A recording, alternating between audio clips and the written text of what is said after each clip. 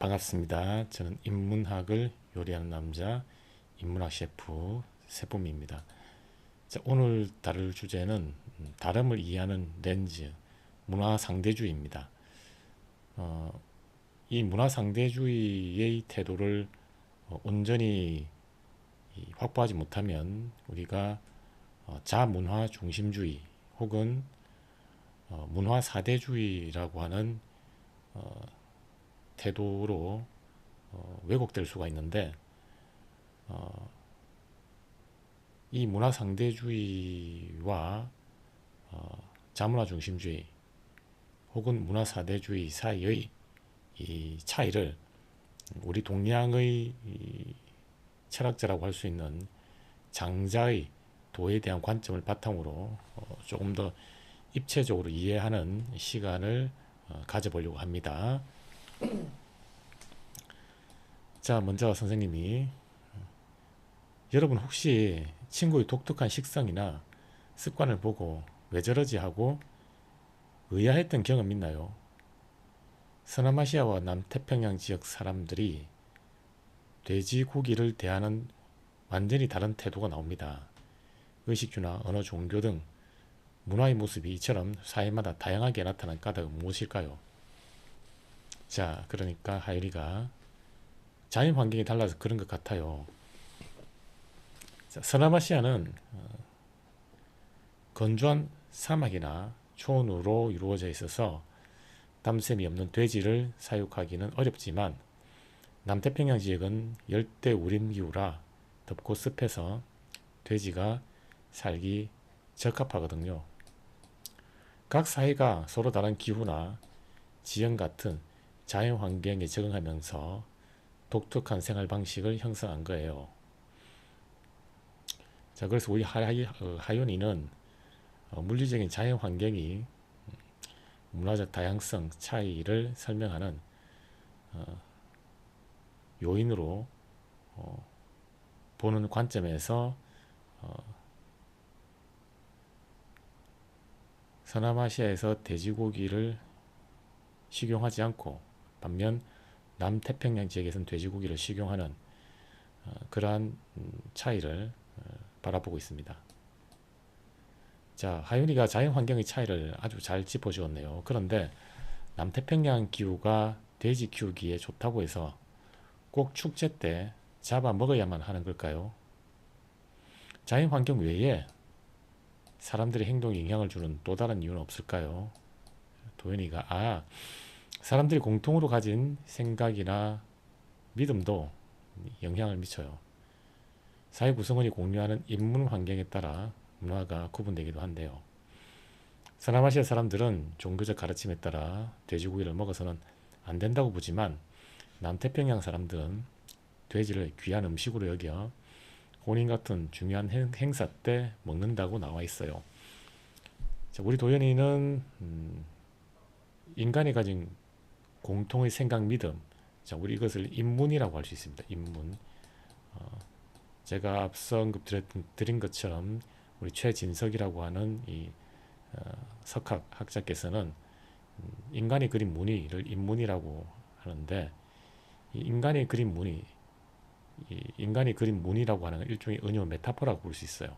즉, 인간이 구성한 다양한 사고방식 혹은 행동 양식의 차이, 그 패턴, 이질적인 패턴, 우리가 이런 것들을 인문이다 이렇게 볼 수가 있죠. 그러니 우리 인간이 공통으로 가진 생각이나 믿음, 물론 각 지역, 맥락, 국가마다 그 공통으로 가진 생각이나 믿음이 다양할 수 있겠죠. 그러한 패턴의 차이, 인간이 구성한 생각, 믿음, 행동과 관련한 그러한 패턴의 차이, 우리 이것을 인문이라고 하죠. 이 인문 환경을 서남아시아와 남태평양 사람들 사이에서 음식 문화의 차이가 있다라고 하는 그 설명 요인으로 바라보고 있습니다. 자, 그래서 서남아시아에서는 돼지를 아주 불결한 음식으로 여기는 반면에, 남태평양 사람들은 돼지를 귀한 음식으로 여기는 그런 생각의 패턴에 있어서 차이, 하는 그 인문 환경을 이러한 문화적 차이의 요인으로 보고 있다, 이렇게 볼 수 있습니다. 자, 그래서 우리 앞서 살펴봤지만 이 문화적 다양성 차이를 설명하는 두 축이 바로 물리적인 자연 환경과 인간이 구성한 생각, 믿음, 행동의 차이, 이질적 패턴이라고 할 수 있는 인문 환경, 이 두 가지가 큰 축을 이루고 있죠. 자, 맞습니다. 각 문화는 그것이 형성된 고유한 배경과 가치 체계가 다르기 때문에 서로 우열을 가리기가 어렵죠. 그렇다면 하나의 상상을 해봅시다. 만약 우리가 우리의 문화를 절대적 기준으로 삼아서 다른 문화를 미개하다고 평가하고 억지로 바꾸려 한다면 어떤 일이 벌어질까요? 자, 그래서 문화적 차이의 그 뿌리가 인문 환경이든 자연 환경이든 어쨌거나 그런 인문 환경과 자연 환경이라고 하는 서로 다른 맥락으로 인해서 문화적 차이가 발생하는데, 즉 이런 그런 문화적 차이가 발생한 맥락, 즉 기준이 다르기 때문에 어떠한 객관적 기준이 어떠한 객관적 기준을 근거로 어떤 문화가 우월하다 혹은 열등하다 평가를 하는 것은 적절하지 않다. 이것이 바로 문화 상대주의 입장입니다. 그래서 문화적 차이는 그 고유한 배경, 가치 체계라고 하는 맥락, 뿌리, 즉 기준이 다르다는 것이죠. 그래서 우열을 가리기가 어렵다, 곤란하다. 그래서 문화의 다양성, 차이를 인정하는 문화 상대주의의 태도를 가질 필요가 있다는 관점을 도출할 수 있는데, 그럼에도 불구하고 특정 문화의 기준을 마치 절대적인, 즉 진리인 것처럼 그 기준만이 올바른 기준, 정확한 기준인 것처럼 설정하고 그걸 기준으로 다른 문화를 평가하는, 그래서 그 다른 문화를 미개하다, 열등하다, 이러한 태도로 왜곡이 되면 어떠한 일이 발생하는가라고 하는 문제를 제기하고 있습니다. 자, 그러니까 우리 지우가 끔찍한 일이 벌어졌어요. 유럽의 가톨릭 신부들이 나체로 살던 자파테크족을 미개하다고 생각해서 억지로 유럽식 의복을 입게 했대요. 그랬더니 기온과 습도가 높은 곳이라 원주민들 대부분이 피부병에 걸렸다고 해요. 게다가 원주민들은 원래 몸에 여러 장식을 해서 사회 계층을 표시했는데 옷으로 그걸 가려버리니까 계층 체계가 무너져서 사회가 혼란해졌대요. 자, 그래서 유럽의 가톨릭 신부들이 자신이 가지고 있는 믿음, 사고방식의 패턴, 그것만이 이 절대적 기준이다. 즉 자신의 문화, 자신이 소속된 그 맥락의 문화가 절대적 기준이다, 정확한 기준이다, 올바른 기준이다, 그것만이 올바르다, 객관적이다라고 하는 이런 환상에 빠져서 그 기준을 전혀 다른 맥락의 이 문화를 가지고 있는 자파테크족에게 적용을 한 거죠.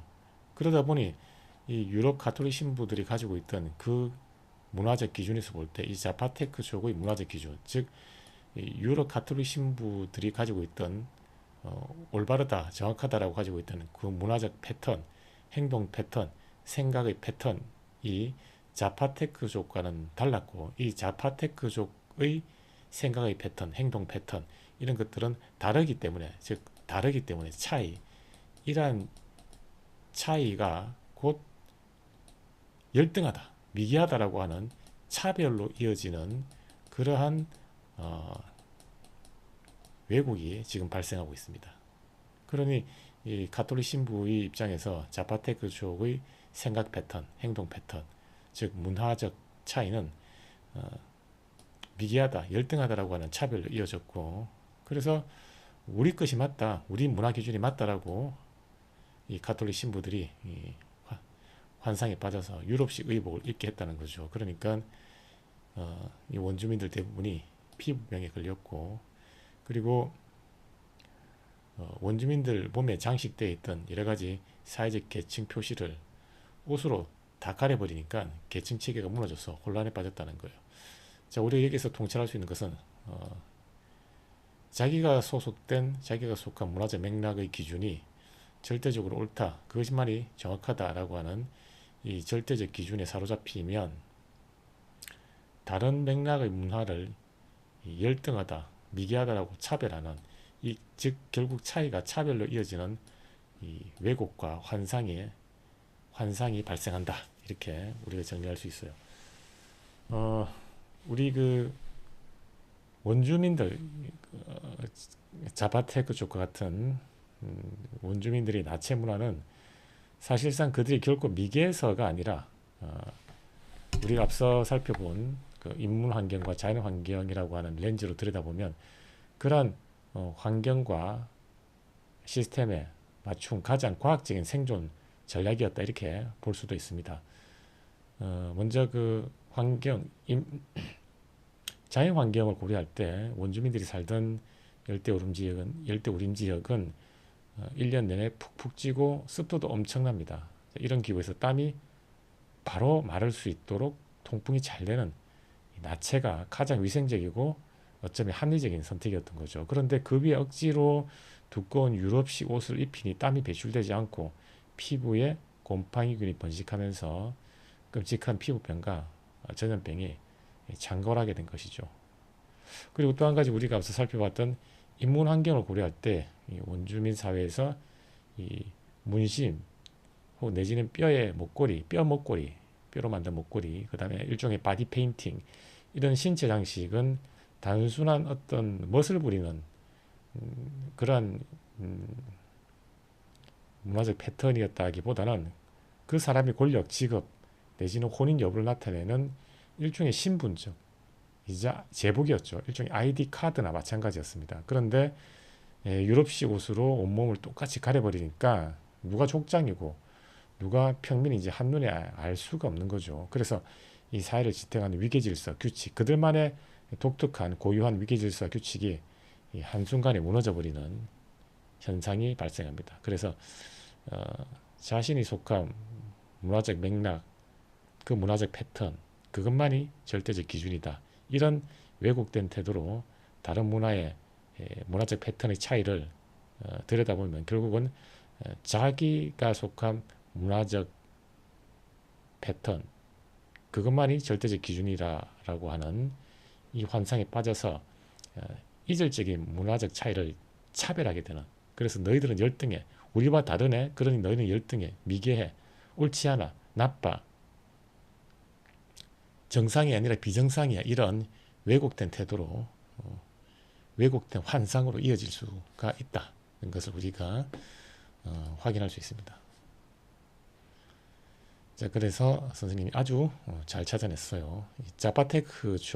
자파테크족의 사례처럼 문화적 다양성과 특수성을 무시하고 자기 문화만이 우월하다고 여기는 태도를 무엇이라고 부르나요?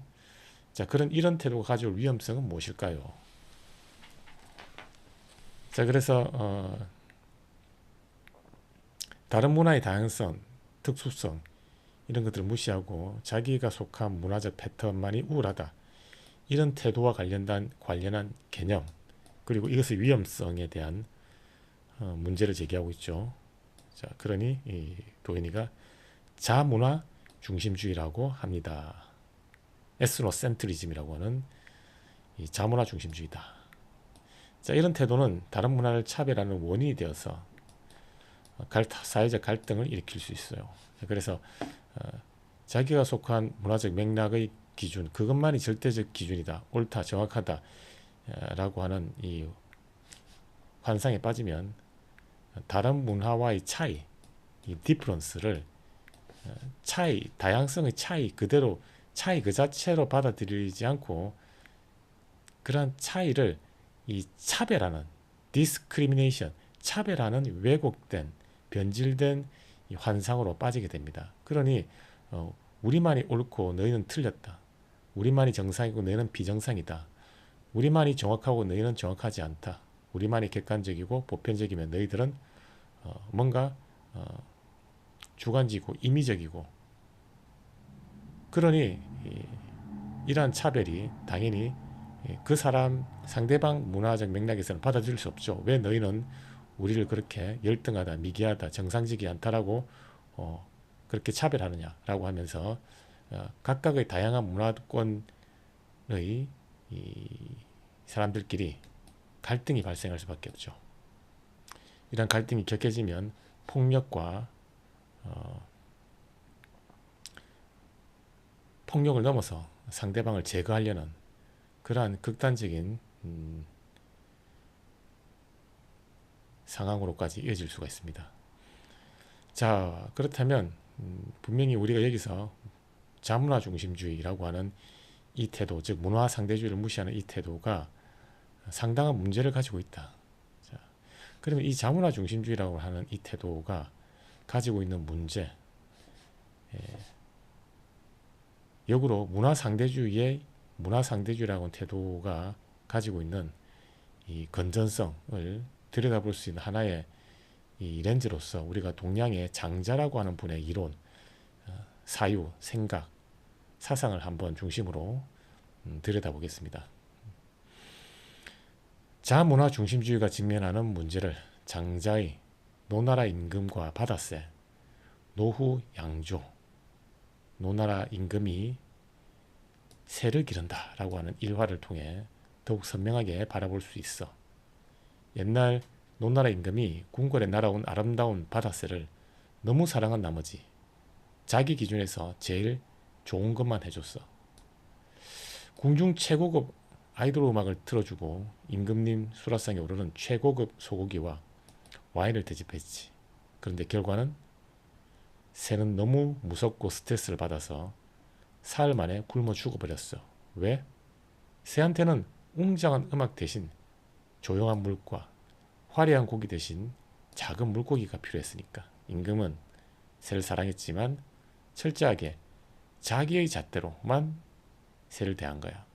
그렇기 때문에 결국 새를 죽이고 만 거야. 결국 장자는 이런 자기 자신을 대하는 방식으로 새를 기른 것이지, 새를 기르는 방식으로 새를 기른 것이 아니다 라는 깨달음을 시사하고 있는 셈이지. 자, 우리 여기서 장자가 이 장자라는 분은 자연이라고 하는 걸 강조합니다. 자연, 스스로 자자에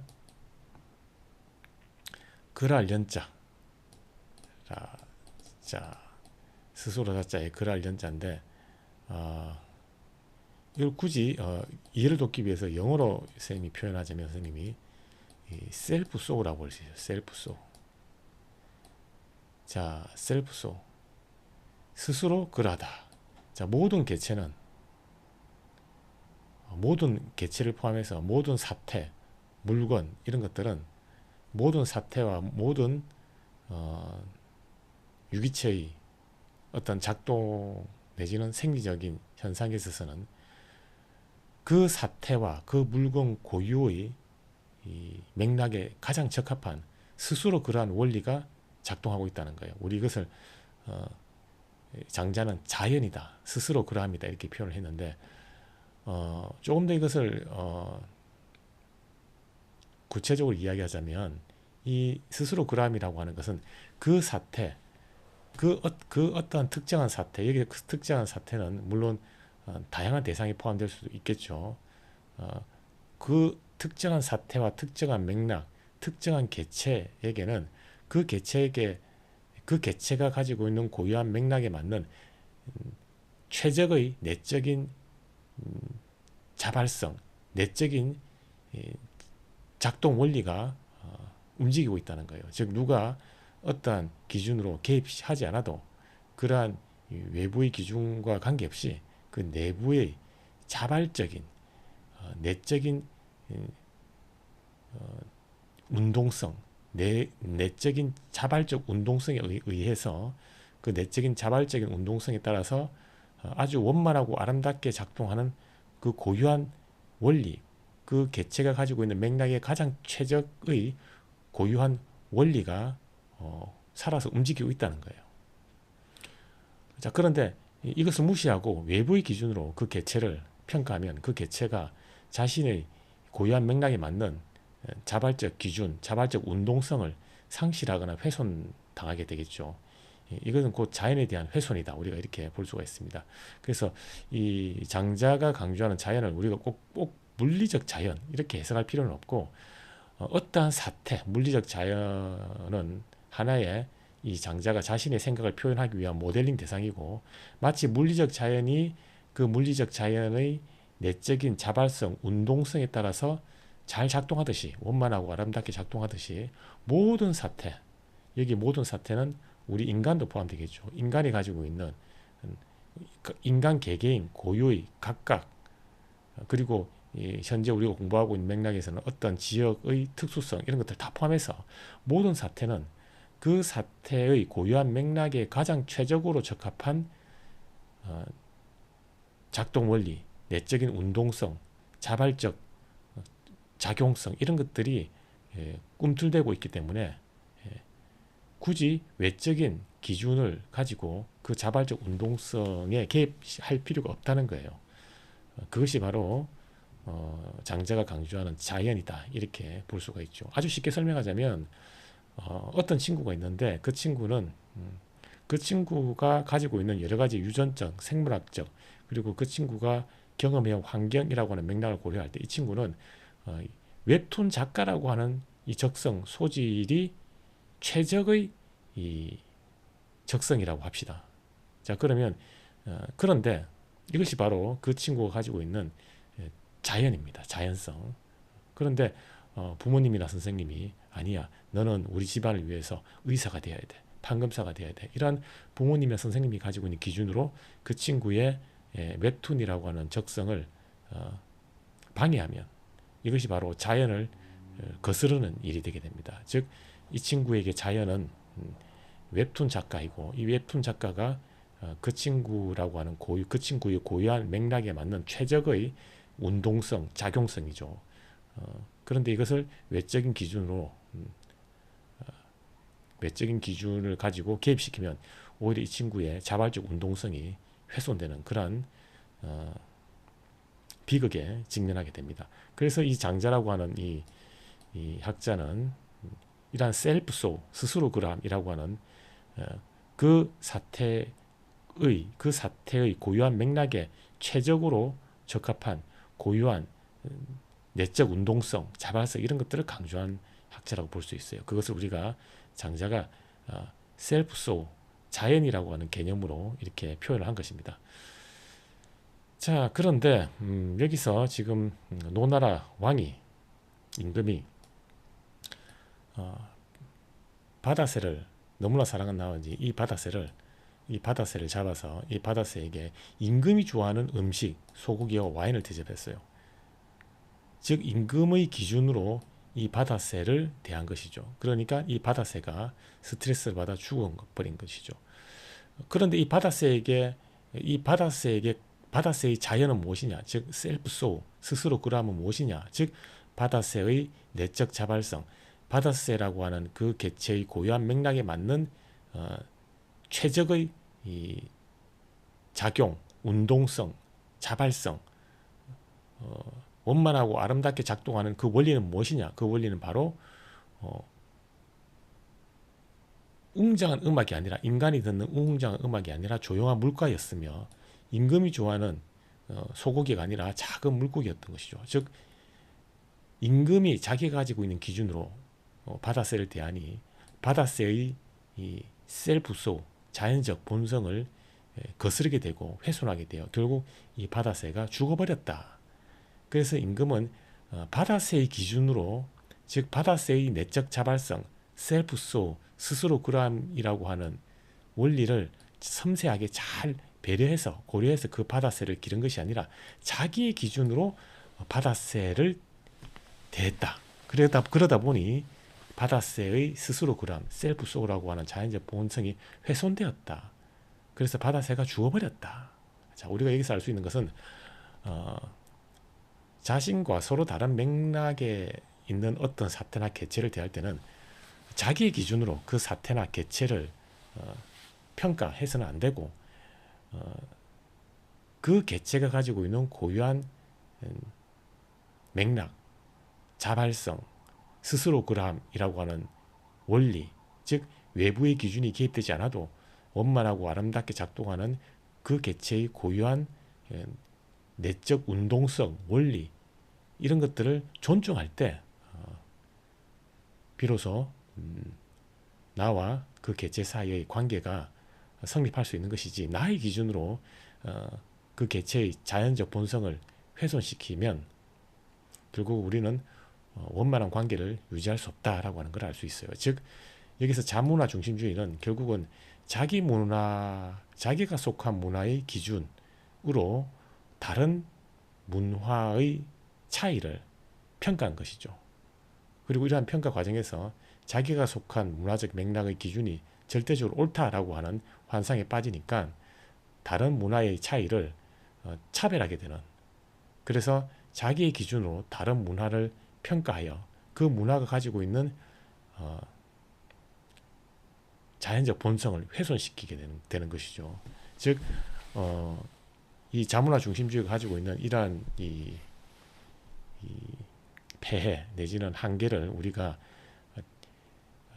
그 고유한 개체마다의 자연적 본성, 스스로 그람, 셀프 소울을 존중하려는, 확보해 주려는 이러한 장자의 관점을 통해서 우리가 확인을 할 수가 있습니다.